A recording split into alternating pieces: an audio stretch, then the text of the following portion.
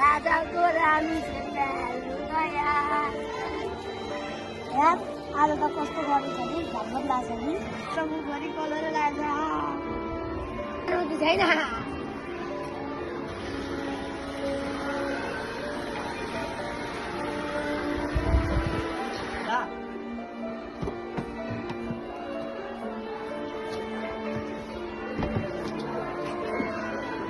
भाइ तिमीले के गरे आँखा छैन तिम्रो यत्रो रङ लगाइदेऊ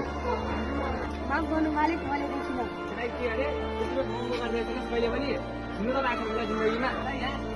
सर हामीलाई माफ गरिदिनुहोस् के अरे भाइ यत्रो महँगो गाडीमा रङ लगाएको छ अझै बोल्छ यो रङ सफा गर्छ माफ गर सर अरे माफी दिने मैले खाऊ यहाँ के भएको हजुर किन झगडा गर्नु भएको रिन्स्टरले म कार पाएको थिएँ मजदुरहरूले मेरो कारमा रङ लगाइदियो के उहाँहरूले जानी जानी सब गरेको हो बिना बुझामा हामीले त्यहाँ रङ लगाउँदैछु उहाँले छेउमा गाडी राख्नुभयो त्यो भएर रङ लगाउँदै के भनिस् एउटा सामान्य प्रिन्टर भएर म जस्तो डक्टर कुरा गर्छस् त जति कमाउँछस् त्योभन्दा महँगो त मेरो गाडी छ भाइ के बोल्नु भएको हजुरले पुग्न छाड्नुहोस् सम्मान गरेर बोल्नुहोस् यस्तो दुई गढीको मजदुरहरूको सम्मान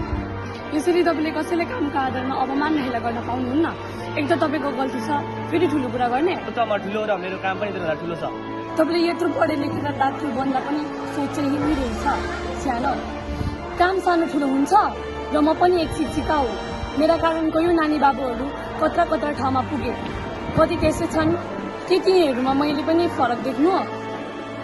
यिनी मजदुरहरू हामी मजदुरहरू र तपाईँ पनि काम गर्ने र आफ्नो परिवार पाल्ने मजदुर नै हो काम मात्र फरक हो उद्देश्य त आफ्नो परिवार र आफ्ना लागि पैसा कमाउनु होइन र हामी मजदुरकै कारण देश विकासमा सहयोग पुग्छ एउटा सामान्य गल्तीका कारण तपाईँले देखाएको